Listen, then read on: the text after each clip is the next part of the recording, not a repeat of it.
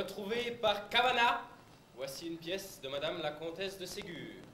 Louise la pétroleuse, ou l'hydre de l'anarchie.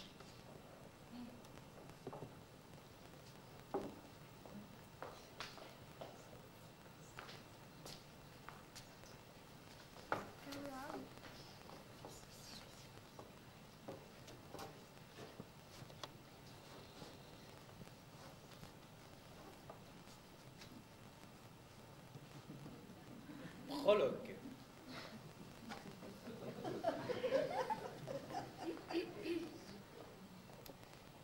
À ma petite fille Primevère Magdeleine de Galifet.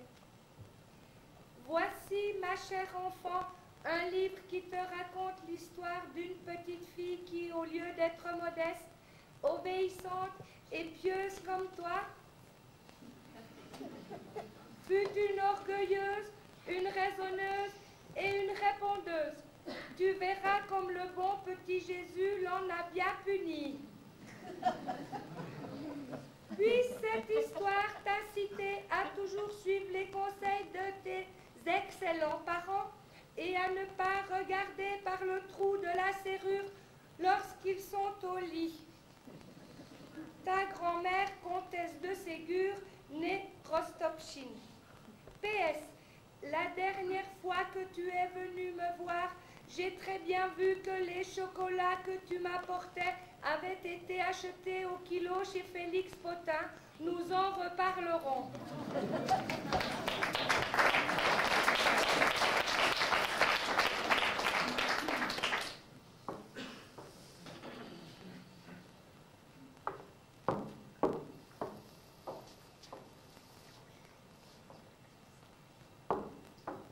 Scène 1.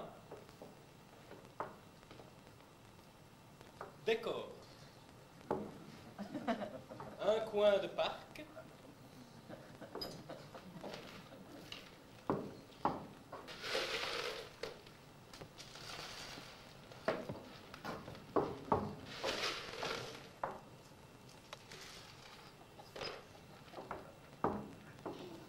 Gravier.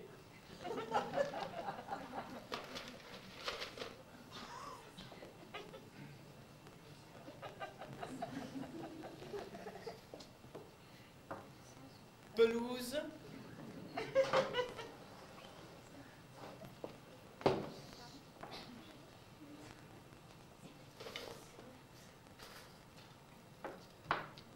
Arbre.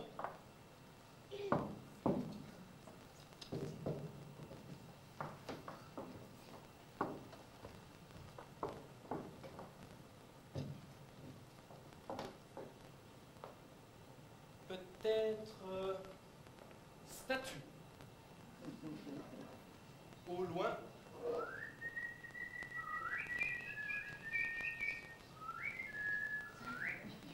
Château cossu du 19e siècle.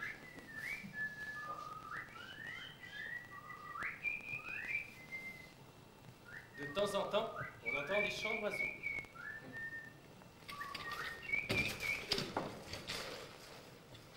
Camille et Madeleine jouaient à la poupée dans le parc du château. C'étaient deux petites filles très raisonnables qui ne faisaient jamais de bêtises. Ce jour-là, leur maman, Madame de Fleurville, leur avait permis d'inviter à goûter deux de leurs amies, Sophie et Louise, dont les parents habitaient des châteaux du voisinage.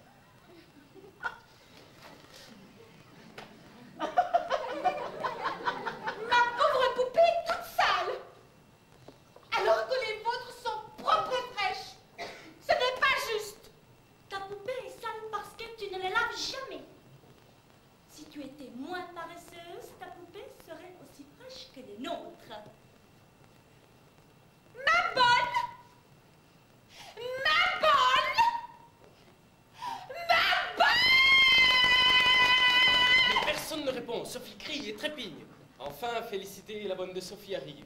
Elle jaillit d'un buisson de lilas. Elle est toute décoiffée et ses joues sont très rouges. Scène 2. Voilà, voilà, mademoiselle. Où étais-tu? Tu dois toujours être là quand j'ai besoin de toi. Tiens, pour n'avoir pas été là quand je t'ai appelé. Tiens, pour m'avoir fait attendre. Tiens, pour m'avoir mise en colère. Mais mademoiselle, Ma parole, tu raisonnes. Tiens, pour faire la raisonneuse. Raisonneras-tu encore? Oh non, mademoiselle. Certainement pas, mademoiselle. Mais il faut tout de même bien que je dise à mademoiselle... Comment? Mais tu réponds, je crois. Tiens, pour faire la répondeuse. Répondras-tu encore? Non, mademoiselle, non, mais je... Encore? Non, non, rien. Rien de rien. Je ne dirai plus jamais rien, puisque cela vous contrarie. Ma chère, ma bonne, mon excellente petite maîtresse, vous qui êtes si bonne de bien vouloir me permettre de travailler pour vous jour et nuit, en échange d'une nourriture simple, mais féculente et tenant bien aux pauvres, ainsi que d'un coin moi toute seule pour dormir, sous l'escalier derrière les poubelles, et qui êtes si charitable que vous faites semblant de ne pas voir quand je fouille subrepticement dans les poubelles afin d'y recueillir les épluchures de pommes de terre que je porte chaque dimanche à ma pauvre vieille maman, paralysée des 4 membres et de l'oreille droite, dont je suis l'unique soutien sur cette terre, afin d'y faire cuire une grande lessiveuse de soupe d'épluchures de pommes de terre, claire, certes, ce qui est d'ailleurs conseillé pour les personnes alitées, mais néanmoins suffisamment nourrissante pour quelqu'un qui ne gagne pas ce qu'il mange, car il reste toujours un peu de chair à la peau de la pomme de terre, quelque soit que l'on prenne à les éplucher. Et ma pauvre vieille maman, tout au long de la semaine, en absorbant sa soupe qu'elle aspire, froide, à l'aide d'une paille solidement fixée à sa bouche, par un ingénieux système que j'ai fait bricoler par le maréchal Ferrand, à partir d'un vieux piège à taupe, combiné avec un harnais de cheval, ma pauvre vieille maman, dis-je, pense à vous, ma chère, mon excellente petite maîtresse, grâce à qui elle peut vivre et jouir de la beauté de ce monde tel que l'a voulu le Créateur. Béni soit son Saint-Nom, et rassemble ses forces pour verser une larme de douce joie. C'est bien le seul geste qu'elle puisse faire. Et encore, d'un seul œil. Et si tu voles effrontément mes chers parents? Et tu crois que je suis ta complice? Sais-tu bien que les épluchures font du fumier et que le fumier c'est de l'or? C'est mon précepteur qui me l'a appris. Et ce piège à taupe, ce harnais, hein? Nous reparlerons de cela, ma fille. En attendant, me diras-tu en fait où tu étais passée? Mais certainement, mademoiselle. J'étais avec le général Bouraquine. Pas bien loin, juste là, derrière les lilas. Et je serais accouru plus tôt si ce n'était que le général, il voulait pas me lâcher, vu qu'il était sur le point d'y arriver, qu'il disait. Et que ça y était plus arrivé depuis la Bérésina, qu'il disait. Sur le point d'y arriver, dis-tu? C'est ça, tout juste, mademoiselle. D'arriver à quoi?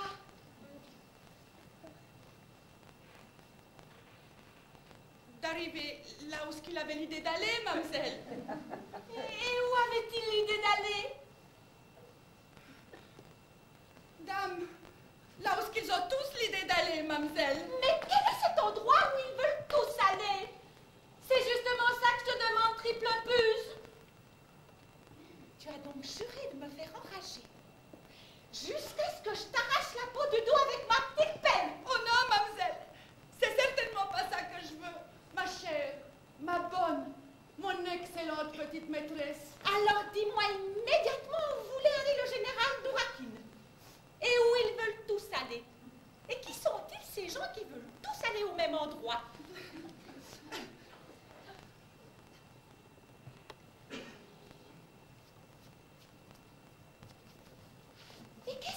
c'est que cette espèce de bave épaisse comme du tapioca refroidi qu'il y a sur le devant de ta jupe et sur tes souliers? Oh! Oh, et puis connais-je à faire de toutes ces histoires? Pendant ce temps-là, ma pauvre poupée est toute sale. Et mes amis me font honte. C'est à moi que tu appartiens. Pas au général Dourakin. Tiens, prends ma poupée, débarbouille-la, peigne-la et habille-la. Ne reste pas là à pleurer comme une dinde. Oh, je t'arracherai les yeux. Je te sortirai les boyaux du ventre. Je ferai mes besoins sur tes habits de dimanche.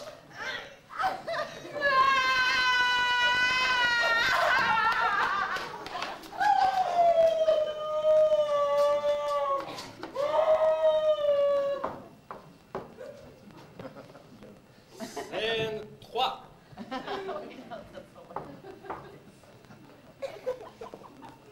Camille et Madeleine consolent de leur mieux la pauvre petite Sophie. Louise, à l'écart, pensive et grave, considère tout cela et réfléchit profondément. Cependant, moi, à l'écart, pensive et grave, je considère toutes ces choses et je réfléchis profondément. Allons, ne laissons pas les petites contrariétés nous gâcher cette belle journée. À quoi pourrions-nous jouer? Père m'a dit qu'il avait lu dans un livre que si l'on creuse un puits très profond, on peut atteindre le centre de la Terre. Si nous jouions à creuser un puits jusqu'au centre de la Terre. Oh oui, oh la bonne idée. Creusons, mes chers, mes excellentes amies. Peut-être qu'il y a au centre de la Terre des petites bêtes très mignonnes que personne n'a jamais vues. C'est bien possible. Des petites bêtes très jolies et très douces qui se laisseraient crever les yeux sans nous mordre. Au centre de la Terre, mademoiselle, il fait tout noir tout le temps. C'est Père qui me l'a appris. Père est ingénieur. Il construit des canaux de Suez. Puisqu'il fait tout noir au centre de la Terre, les bêtes qui y vivent n'ont pas besoin de Dieu. On ne peut donc pas les leur crever. Tu es sûre? Comme c'est triste, pauvre petite bête. Père m'a dit aussi que si l'on continue à creuser plus loin, après avoir atteint le centre de la Terre, nous ressortons de l'autre côté de la Terre, chez les antipodes. Ah oui, ces gens qui marchent la tête en bas. Justement, non, mademoiselle. Les antipodes ne marchent pas la tête en bas. Ce sont les ignorants et les esprits grossiers qui croient cela. Père m'a fort bien expliqué. Les antipodes marchent sur leurs pieds, comme des personnes normales. Mais naturellement, on voit qu'ils se donnent beaucoup de mal pour y arriver.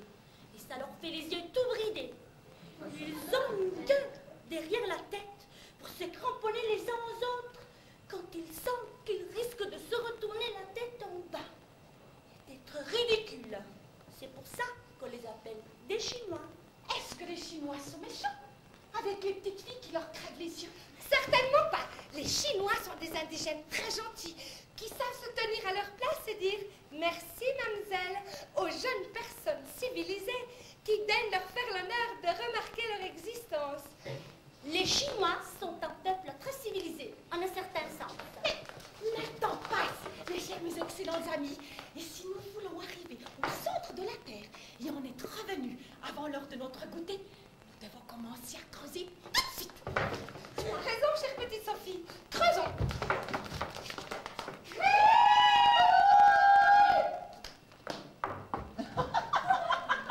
Les lilas s'écartent et Gribouille, le fils du jardinier, y apparaît, rouge et décoiffé. Il rajuste tout en courant son pantalon de fils de jardinier. Scène 4. Me voici, mes bonnes, mes excellentes, mes chères petites maîtresses. Commandez, ordonnez, exigez. Je vous obéirai avec dévouement et avec des larmes de joie.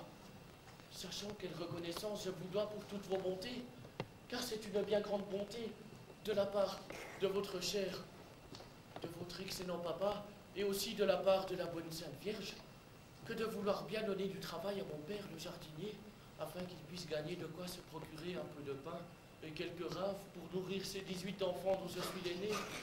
Jamais je n'oublierai ce que je vous dois, mais ma vie tout entière ne suffira pas à vous prouver la 100e partie de ma reconnaissance. Tu sais, je travaillais pendant tout ce temps-là, 24 heures sur 24. Chaque soir, avant de m'endormir, je prie de mon tout petit cœur d'enfant de jardinier, la bonne Sainte Vierge et l'excellent petit Jésus, afin qu'il vous rende vos bienfaits au centuple et afin qu'il garde votre cœur bien tendre. Et celui des raves aussi.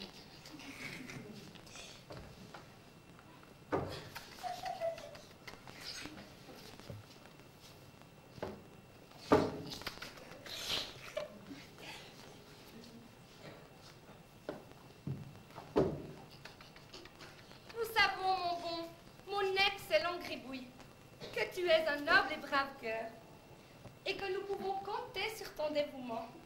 Mais je te prie de te relever, car tu vas user prématurément les genoux du pantalon que ma bonne t'a taillé dans un vieux sac à pommes de terre. Et je serai obligée de te fouetter. À propos, voudrais-tu me dire, mon cher Gribouille, pourquoi tu as répondu à mon appel avec une demi-seconde de retard? Ma bonne, mon excellente petite maîtresse, monsieur le général Oh, Bourraquine nous qui te me pardonnons, tenait. mon bon, mon cher Gribouille. Le général Bourraquine est l'invité de nos chers parents. C'est un pauvre prisonnier de guerre sur parole. Et nous devons être secourables aux malheureux. Mon cher, mon excellent Gribouille, nous voulons jouer à creuser un puits jusqu'au centre de la terre. Ce sera très instructif. Et l'exercice nous donnera de l'appétit pour notre goûter. Ben donc, mon cher Gribouille, nous cherchions un râteau, une haleine, un rabot, une épissure, un sphincter, un couche-porc. Enfin, toutes ces choses amusantes dont se servent les gens du peuple pour creuser des puits. Pendant que Gribouille, en courant, fait plusieurs voyages pour apporter les outils, les petites filles bavarent. Je n'aime pas le général Bourraquine. Il a l'air terrible, avec ses grosses moustaches et son gros ventre. C'est très vilain de juger les gens sur la mine, ma chère Sophie. Tu fais beaucoup de peine au bon petit Jésus, à la bonne Sainte Vierge, au bon Dieu et à l'excellent Saint-Esprit, en parlant avec autant de légèreté d'une grande personne. Ma bonne aussi est une grande personne. Pourtant, le bon petit Jésus et toute sa chère famille ne pleurent pas. Qu'en me fondant sur sa mine sournoise, je la gronde à tout hasard pour quelque méfait. Alors qu'il s'agit simplement de sa sournoiserie naturelle et habituelle. Une bonne, ma chère Sophie, n'est jamais tout à fait une grande personne. Et pourquoi cela, je te prie? Parce que les bonnes sont des pauvresses. Les pauvres et les pauvresses ne deviennent jamais des grandes personnes. Même si leur taille parfois fort élevée donne à penser le contraire. À l'intérieur, ils restent tout petits. Ce sont des enfants toute leur vie. Le cher, l'excellent petit Jésus les a voulu ainsi, afin de nous donner l'occasion de nous montrer beaux, patients et charitables. Mère m'a appris cela. Comme c'est drôle, ces gens qui sont grands dehors et tout petits dedans. Ça doit balloter à l'intérieur, comme une pomme dans un tonneau. Je vais coller mon oreille contre le ventre de ma bonne et bien la secouer pour entendre cogner la pomme. Comme c'est amusant, les pauvres.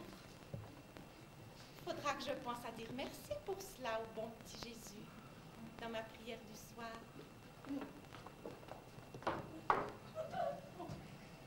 Louise, pendant tout ce temps, à l'écart, observe et pensive, ne dit rien. Pendant ce temps, moi, dans mon coin, songeuse et ignorée, j'observe, j'écoute, je prends note, mais je ne dis rien. Mais mon âme d'enfant trop mûrie n'en pense pas moins. Voilà, tout est là, mes petites mademoiselles. Commençons tout de suite. Vite, creusons, creusons. À nous, madame la terre, creusons, creusons, creusons. Creusons, hop là, creusons. Creusons.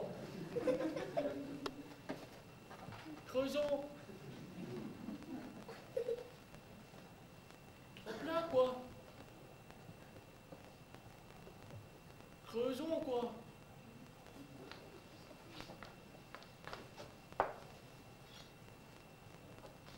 Creusons, mon cher, mon dévoué Gribouille.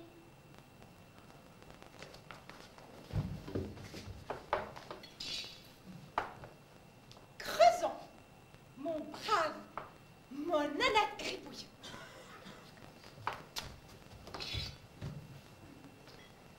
Creusons, mon bon, mon excellent Gribouille. Creusons vite, car nous devons atteindre le centre de la Terre avant qu'on ne nous appelle pour le goûter.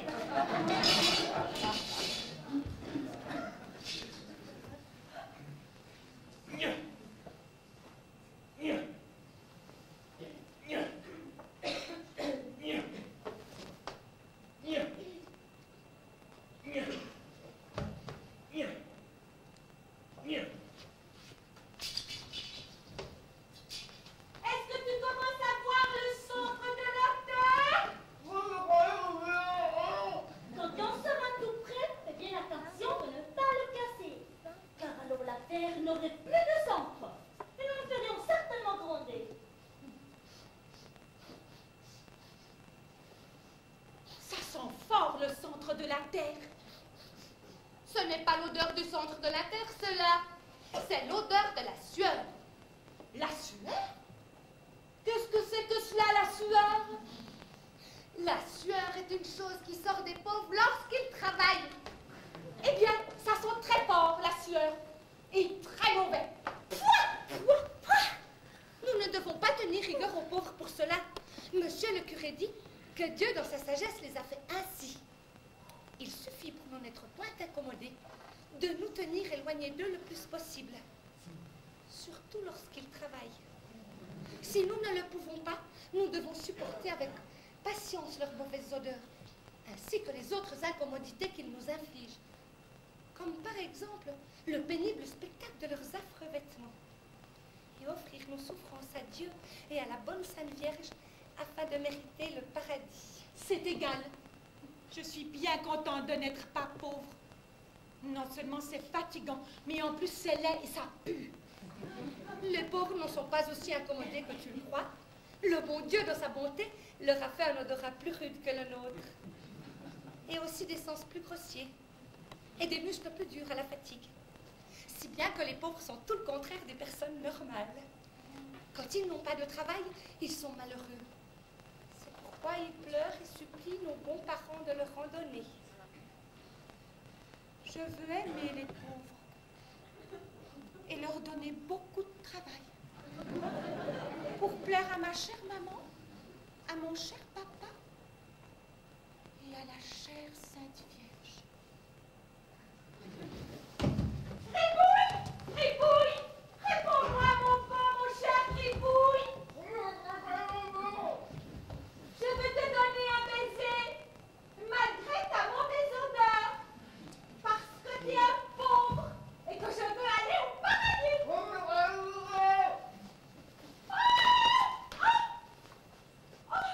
Oh, j'ai glissé dans quelque chose de mouillé et de chaud.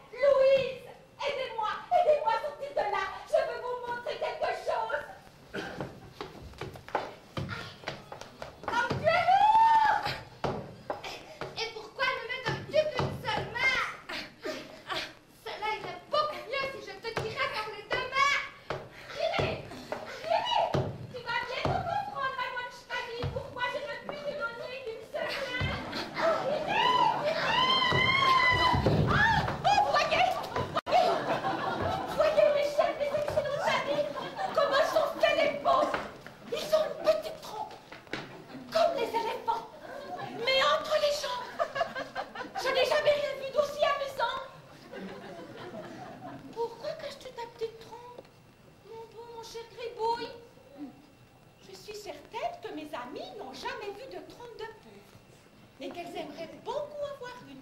N'est-ce pas, Camille? Je crains que ce ne soit mal. Mal? Pourquoi donc? Il n'y a pas de mal à regarder une trompe. L'autre jour, Père m'a emmené au jardin des plantes. J'y ai vu la trompe de l'éléphant. Je l'ai même touchée. Et j'ai mis au bout un morceau de ma brioche. L'éléphant a porté le morceau de brioche à sa bouche. Il avait l'air fort content. Et il a agité sa trompe pour me dire merci. Père n'a rien trouvé de mal à cela, je t'assure. Peut-être. Mais je sais bien que c'est mal de regarder l'endroit par où l'on fait pipi. Ma bonne ne permet jamais que je regarde quand la nurse fait la toilette de notre petit frère qui est encore au berceau. Que croyez-vous donc, mademoiselle la raisonneuse? Nous savons tout cela. Nous ne sommes pas plus ignorantes que d'autres qui prennent leurs grands airs. Quand mon cousin Paul a envie de faire pipi, il me prévient. Et je ferme les yeux. Mais un pauvre, c'est pas pareil. C'est pas une personne. Ça peut pas être mal de regarder un pauvre. Allons, mon bon Gribouille, fais-nous voir ta trompe, je t'en prie. Je lui tendrai un petit caillou. Nous ferons semblant que ce soit de la brioche. Tu le porteras à ta bouche avec ta trompe et tu le mangeras. Ça sera très amusant. Ah non, non et non, mademoiselle. Je suis sûr que ça plairait pas à mes excellents maîtres.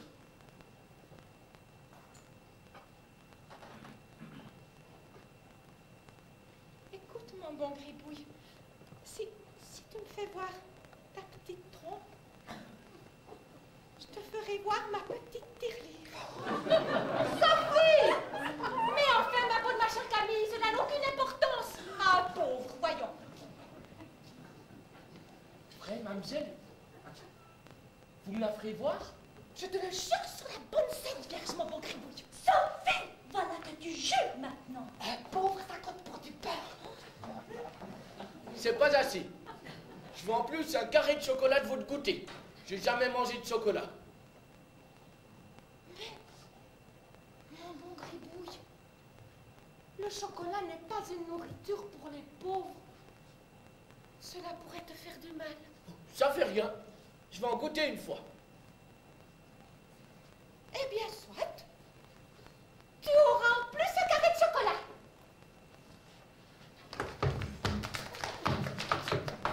Gribouille, ne fais pas cela. Et pourquoi donc, mademoiselle? Parce que tu dois prendre conscience de ta dignité d'être humain. Tous les hommes naissent et demeurent libres et égaux en droit. Tu ne dois ni te laisser opprimer ni te vendre aux oppresseurs. Tu n'es redevable d'aucune reconnaissance pour aucun bienfait. Ce que les riches possèdent, ils l'ont volé aux pauvres. Tu n'es pas une bête que l'on bat et que l'on achète. Je ne dis pas non, mademoiselle. Mais si je monte ma pique, je vais rédiger à mademoiselle Sophie. C'est une petite mademoiselle bien. Et en plus, j'aurai du chocolat. Gribouille,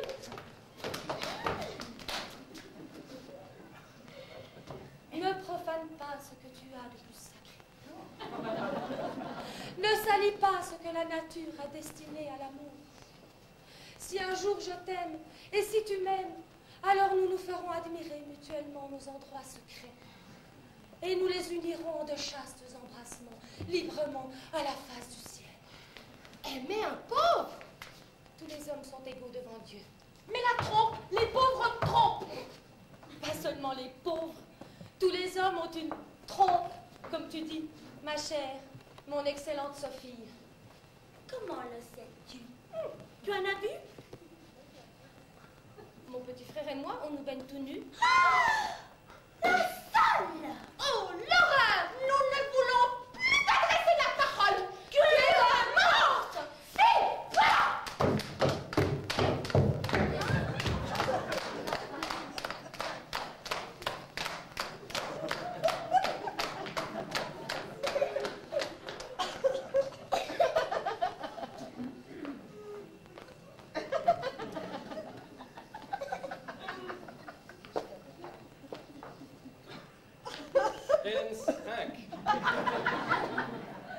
Peu m'importe. Je suis du côté des opprimés. Gribouille, mon bon Gribouille,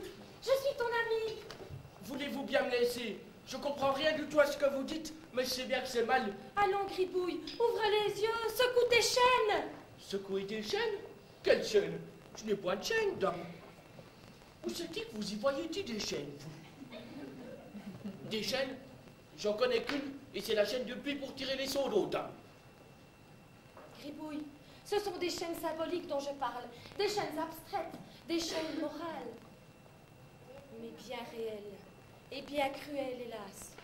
Elles s'appellent oppression, ignorance, orgueil, cupidité, morgue, rapine, superstition, violence sociale, illégalité, armée, justice vendue, vol du travail du plus grand nombre au profit de quelques accapareurs, guerre, massacre, triomphe du mal déguisé en bien, en un mot, capitalisme!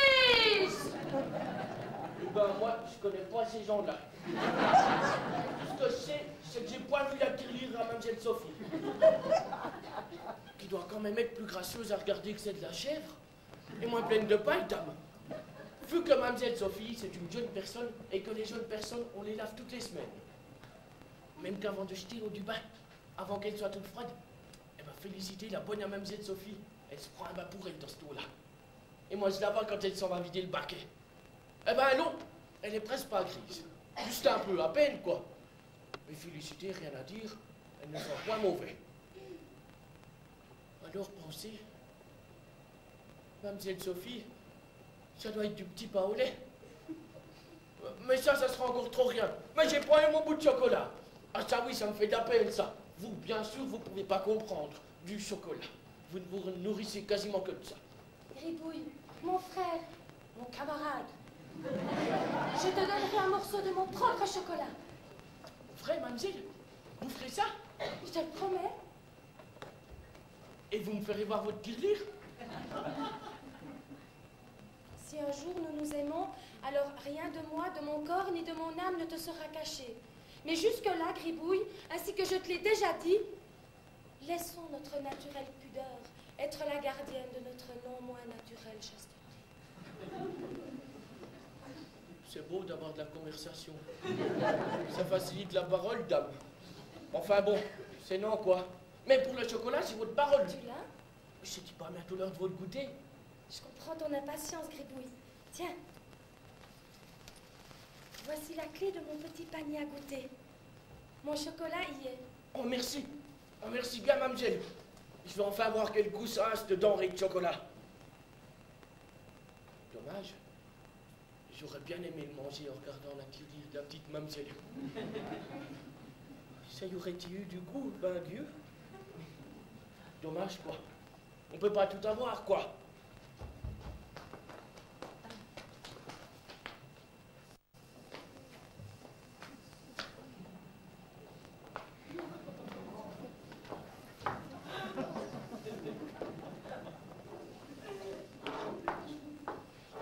À ce moment, les lilas s'écartent et Madame de Fleurville, la maman de Camille et de Madeleine, apparaît.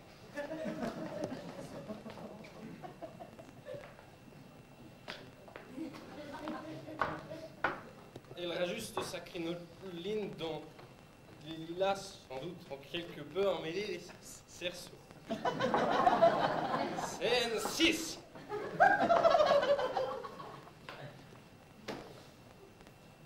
J'ai tout entendu, mademoiselle. Si le hasard d'une promenade en compagnie du général Dourakine, hasard où je ne puis m'empêcher maintenant de reconnaître le doigt de la divine providence, ne m'avait amené à proximité de ces lieux, je n'aurais peut-être jamais soupçonné quel serpent nous réchauffions en notre sein. Mais nous ne pouvions moins attendre d'une bâtarde que nous fûmes trop bons d'accueillir pour partager les jeux de nos chastes enfants. Vous êtes une petite ingrate, mademoiselle.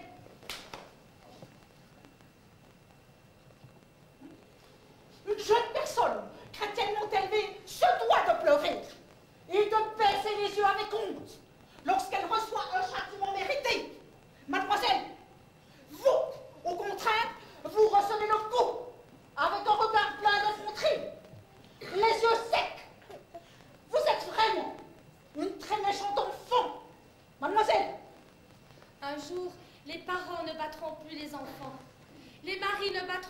femmes. Les maîtres ne battront plus les domestiques. Les blancs ne battront plus les nègres. Et les peuples ne se battront plus entre eux. Ce sera la fête perpétuelle. Ce sera la fin du monde. Ce sera la révolution.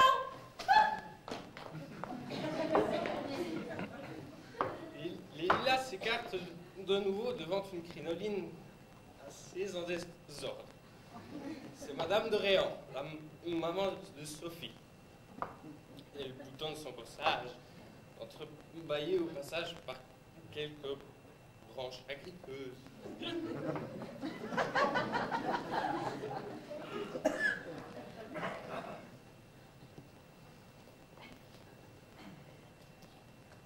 J'ai tout entendu, mademoiselle. Mes pas rêveurs m'avaient conduit tout à fait fortuitement vers ces charmilles ombreuses où je crus discerner la voix martiale du général Dourakin. Ayant justement à demander au général un renseignement d'une urgence pressante touchant la chasse à la zibeline dans l'extrême nord sibérien, je me tins derrière ces lilas afin d'attendre sans être indiscrète qu'il en eût terminé avec ça. Conversation en cours. C'est ainsi que j'entendis tout ce qui vient de se dire ici. Vous êtes une petite cannibale, mademoiselle. Vous êtes une petite abominable. Une petite poissarde. Une petite jacobine. Une petite sans-culotte. Une petite impie. Une petite salope. Une petite morue. Une petite vache. Une petite paillasse à picot. Une petite suceuse au rabais. Une petite nègre.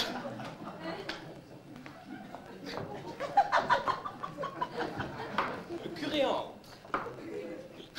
Il rajuste son caleçon sous sa soutane tout en marchant. Il vient de se faire sodomiser par le terrible général Dourakin qui peut en faire. Scène 8.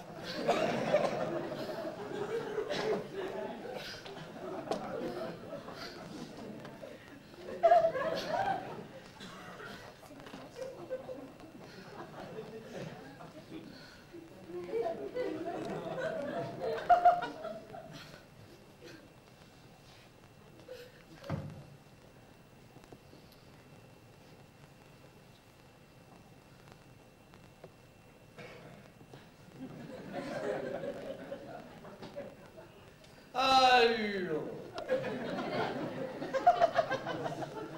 Allons, mes chers.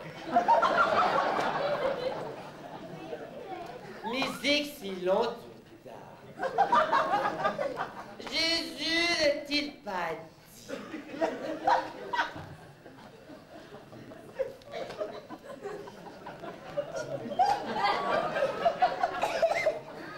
Gardons-nous soigneusement des excès de langage.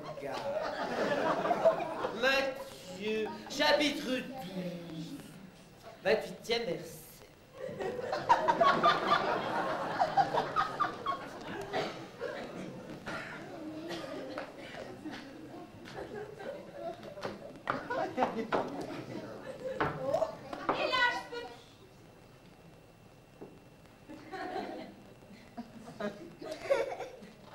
On entend en coulisses le général Dourakin qui arrive avec Camille, Madeleine et Sophie. Scène 9. Oh, dans ta fait raison, chère petite Camille, chère petite Madeleine. Il est tout à fait abominable pour petite fille bien élevée de voir petite trompe de petit garçon. À quel âge peut-on voir? À quel âge? Jamais, petite malheureuse, jamais. Même pas le jour de mon mariage. Le jour de mariage, jamais de rien voir, parce que je ne peux pas être lumière. Oh, ça ne fait rien. Si je ne peux pas voir sa trompe, je la toucherai. Moi, toi,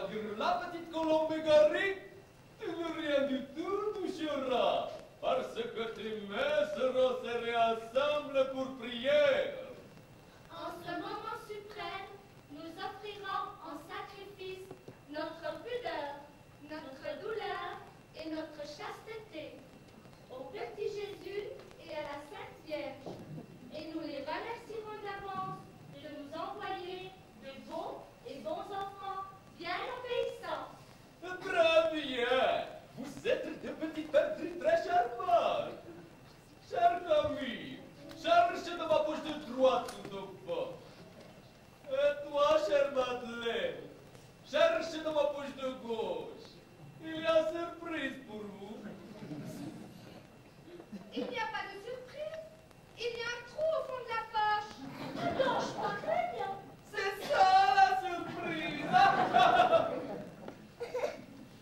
Cependant, moi, calme et digne sous les outrages et sous les coups, je ne veux voir dans ce déchaînement de haine que l'ultime sursaut de la classe possédante, sombrant irrémédiablement vers son déclin. Que mes souffrances et mes avanies soient la pierre sur laquelle s'édifiera le radieux et fraternel monde de demain. En attendant, pour me donner du courage, je vais chanter ce bel hymne récemment composé. Mais sans piano, je ne peux pas me rappeler l'air. Je me contente donc de le réciter. Debout les damnés de la terre, debout les forçats de la faim. La raison donne en son cratère, c'est l'éruption de la faim. Du passé faisant table rase, peuple esclave debout, debout. Le monde va changer de base, nous ne sommes rien, soyons tout. C'est la lutte finale, ouvrons-nous et demain, la paix nationale sera le genre humain. Amen.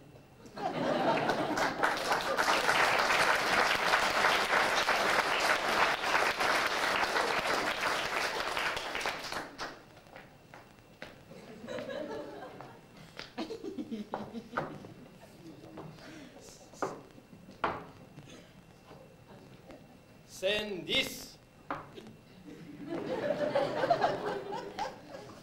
Quoi j'entendre? L'être ici des petites ingrates, des petites effrontés. Ah, comment je traite petites ingrates? Les petites abominards, les petites poissardes, les petites impies, les petites poignards à picot. Le courage et la vertu, châtions la félonie. Saint-Georges, terrassant l'hydre du mal. Quel dommage que nos chères petites ne puissent profiter de cet édifiant spectacle. Elles doivent être, je pense, occupées à leur goûter. Je vais les rejoindre. Venez-vous, chère? Je vous suis dans un instant, chère.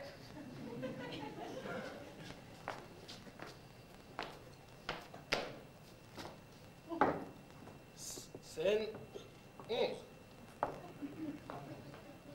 Général Dourakin, mon bon, mon cher, mon excellent général Dourakin, pourquoi criez-vous si fort? Êtes-vous contrarié? Qu'entendons-nous ainsi claquer comme le tonnerre? Ah! Maman, maman! Voyez, elle ne pleure même pas! C'est parce qu'elle a une nature mauvaise. Une âme profondément gangrénée par le vice. Oh, c'est égal comme je pleurerais, moi, à sa place. C'est parce que tu as une bonne petite nature, ma chérie. Et que les justes punitions que t'infligent tes bons, tes chers parents, lorsque tu les as méritées par tes peccadilles, produisent sur toi un effet salutaire. Sur les natures mauvaises, au contraire, la punition renforce la méchanceté et le désir de vengeance. Alors pourquoi la bat-on? Pour que les bonnes petites filles comme toi voient ce qui les attend, si par malheur elles tombaient dans le péché. Merci, ma bonne, ma chère, mon excellente maman. Quand vous expliquez les choses, on comprend très bien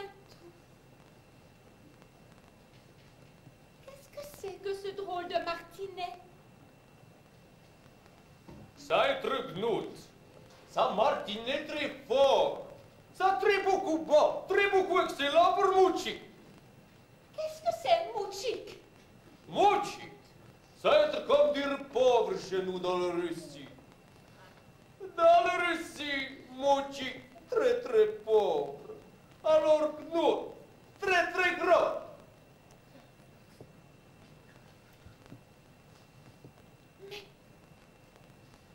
Mais c'est très fatigant de battre les pauvres. Voyez, maman, le pauvre général est tout bleu. Les yeux lui sortent de la tête. C'est vrai, général. Mon cher général. Vous n'êtes guère raisonnable. Vous allez attraper une balle.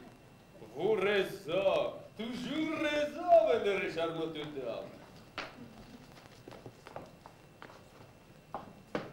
Scène 12.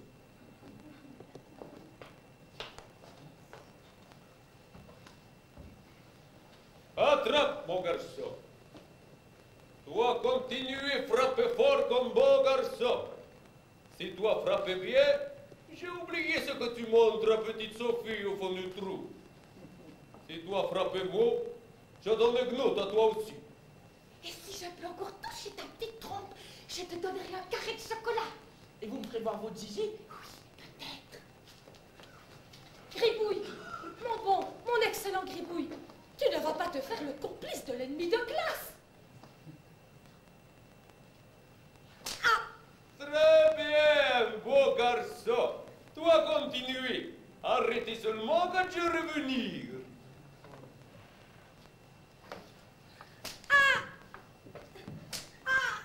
Cette petite Louise Michel, très mauvaise graine, finira au bagne. Pas comme toi, petite Sophie.